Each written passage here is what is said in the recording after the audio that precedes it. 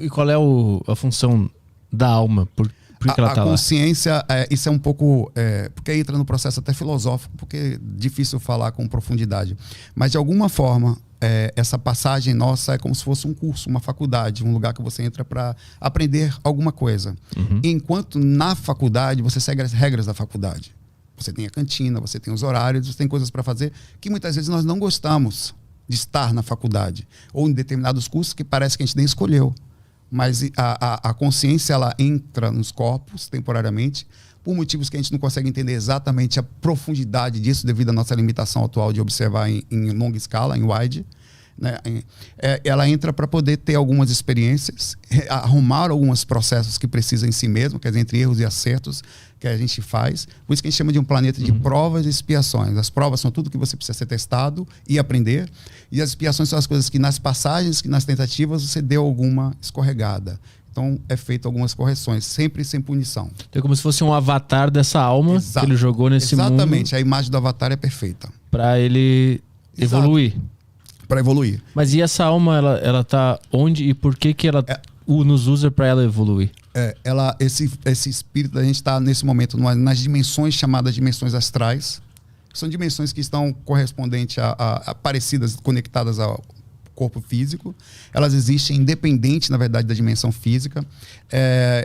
O corpo astral, o corpo espiritual, não sendo também a consciência, ele tem toda uma sobrevida, não passa pelas mesmas repercussões físicas que o corpo físico passa, tá? E dizer exatamente o que nós estamos fazendo nessa passagem, por que a gente troca, por exemplo, no momento, no planeta Terra, não dá para falar com profundidade. É como um pai que chega para um filho e diz que ele precisa ir para a escola ou precisa tomar uma vacina que machuca o seu braço. Uhum. Ele sabe que na profundidade aquilo tem uma importância para a sua proteção ou para o seu desenvolvimento como um ser humano ou como um ser que vai ser um aprendiz ali. Uhum. No mínimo que ele tem que ter a vacina e a base escolar.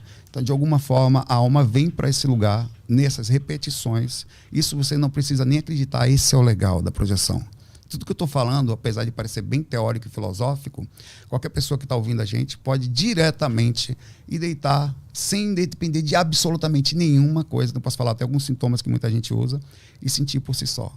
Mas essa projeção astral, ela serve para quê? Para acessar todo esse conhecimento? Exato. A projeção astral é como se fosse uma libertação temporária da onde nós, em tese, somos mais do que daqui. Porque se tem uma coisa que nós não somos, partindo do princípio que a gente nasce e de repente sai, muitas vezes antes, entre aspas, da hora certa, que seria idoso, né, passar pela vida, nós não somos daqui. Isso aqui é uma passagem, isso aqui é fato. A mortalidade ou a imortalidade da consciência é o que está em questionamento aqui. Quer dizer, a continuidade além do físico. Então, essa passagem, ela tem esse fundamento, a consciência, ela não morre, ela não para. E isso, o mais legal disso é quando você tem uma experiência bem simples, como a primeira experiência que eu tive. Eu estava simplesmente, voltei da escola, tinha 15 anos, não sei nenhum tipo de conhecimento, não tinha nada, zero. Só tocava, era músico, ia para a escola e namorava. Jogava bola, acabou. Deitei no chão do meu quarto, minha mãe chamou para almoçar, era meio-dia, deitei no tapete, peguei minha mochila, joguei na cama. Eu acordei sentindo um choque. Imediatamente eu achei que tinha sido grudado na tomada. Eu vou morrer, tô grudado na tomada, né? Fiz um esforço, levantei, fui até a porta do meu quarto e olhei para a tomada e vi uma pessoa deitada no chão. Falei, quem que tá deitado comigo? Eu não vi, era meu corpo. Eu acordado, absolutamente tão acordado quanto qualquer normalidade no momento lá, numa consciência de 15 anos. Eu falei, meu Deus, eu morri. Foi o que eu pensei, porque não tinha outra explicação, tudo igual. E nisso eu acabei vendo uma coisa lá no meu quarto, uma mulher atrás da minha cama.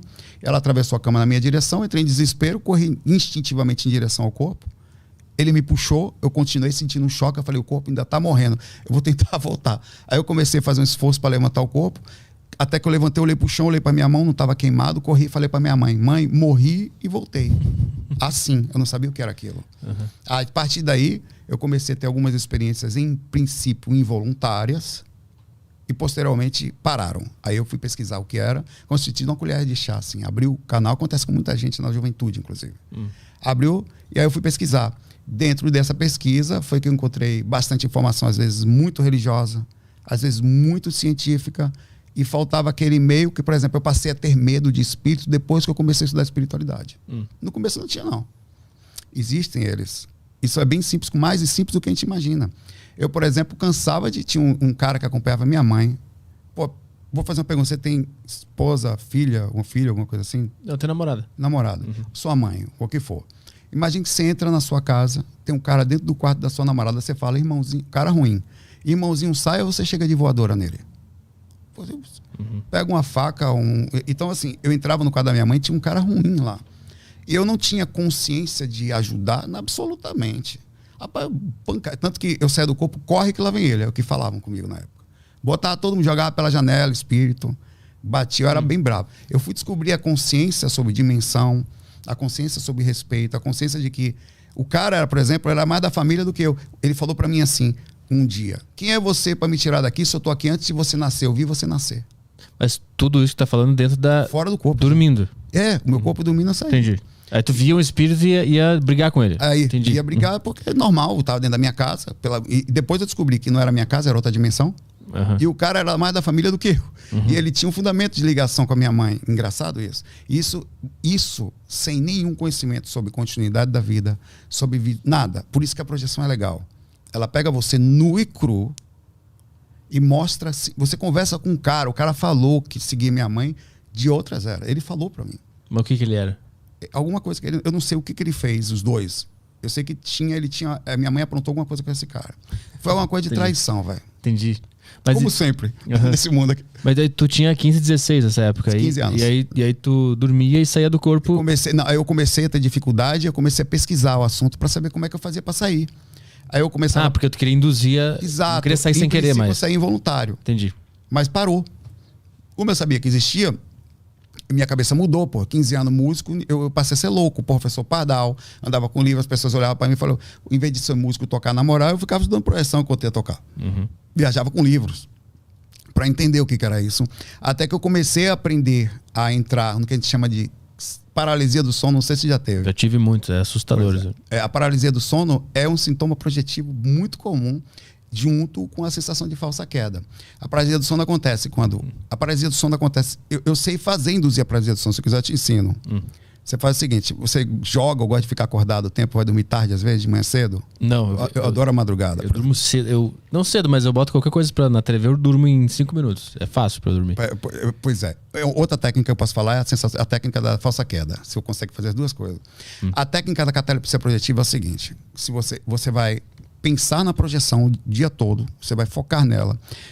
Pensa o seguinte, se existem espíritos, existem seres também que lhe ajudam. Que a gente chama de mentor, ajuda, um monte de nomes que existe. Você já avisa para eles que vai tentar, porque eles vão lhe ajudar. Você entra na energia da coisa mesmo, você acredita na coisa que vai acontecer. Então você fica acordado a noite inteira até você começar a catar ficha.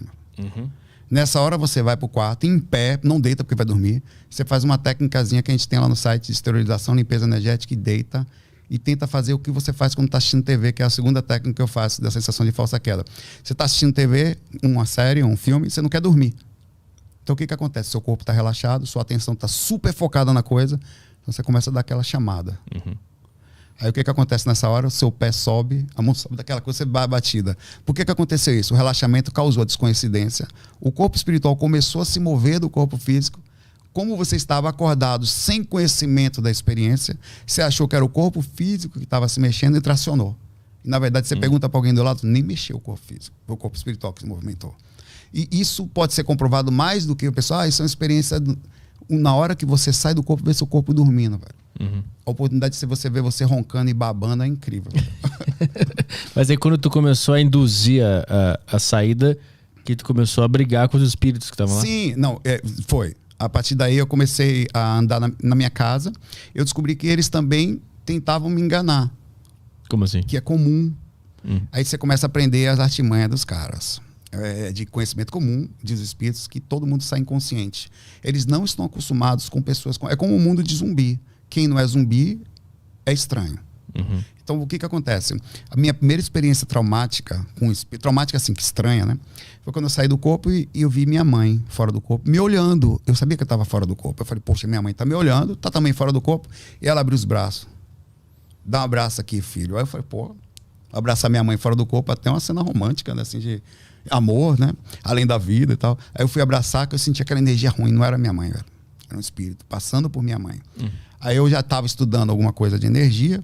A gente aprende uma coisa chamada estado vibracional, que é quando você movimenta o sistema energético a ponto dele vibrar. Fora do corpo, isso acontece muito facilmente. A gente tem um esforço muito grande para fazer essa sensação no corpo, que é movimentar as energias. Depois a gente pode falar um pouquinho. Aí eu fiz isso, ele foi jogado longe e caiu desmaiado. Tamanha a força por fato de a gente ter o corpo físico. As energias específicas para... eu vou explicar porque que eles fazem isso também. Para a vida física, a gente acaba tendo uma força muito grande. Esses espíritos fazem isso justamente por causa da energia do corpo físico que nós temos. Ele quer pegar essa energia? Porque é o seguinte, imagine um espírito que sai daqui com alguma... Isso não são poucos, tá? Não quer dizer que toda pessoa que tenha isso seja assim, mas às vezes as pessoas ficam muito apegadas às situações de prazeres, situações de comida, muito. De coisas que tem aqui que não vai conseguir se libertar tão facilmente. Então eles não querem ir embora. O cara está viciado numa coisa absolutamente. Ele fica no intermediário. Ele só vai conseguir sentir a mesma sensação se ele ficar perto de pessoas que têm corpos. Então a energia de pessoas que têm corpos, para eles, é muito interessante. Então eles costumam enganar constantemente todas as pessoas que saem conscientes do corpo. Então o que aconteceu? Eu começava a sair e olhava nos olhos dos caras. Quando você olha nos olhos, você consegue tirar essa tentativa ilusória, que eles caram um processo energético, de lhe enganar. E eles entram em desespero quando você olha nos olhos deles. Eles tendem a correr quando isso acontece. Então eu comecei a fazer isso. Então eu comecei a não correr, porque no mundo espiritual, principalmente nas primeiras frequências, eu queria falar depois de dimensões, que fica parecendo que o mundo espiritual é ruim só, tá? As primeiras frequências, as próximas ao corpo físico, nós chamamos de dimensões inferiores. Não por serem ruins, inferiores no sentido denso mesmo, mais próximos ao denso, mantém espíritos que gostam das coisas físicas, não deveriam ficar ali, porque acaba sendo a energia que a pessoa surta, ela não consegue ficar muito tempo ali, muito doido que fica nessa região. Então você surta também, por esse princípio energético. Então não tem só esses lugares, é importante falar isso, mas normalmente, em 90% das experiências extracorpóreas, por isso que a paralisia do sono é assustadora também. Às vezes as pessoas não têm só paralisia, o ato de não se mexer, mas também o ato de já ver e ter contato espiritual na cama já. Ali você já tem contato ali. Não sei se já aconteceu contigo.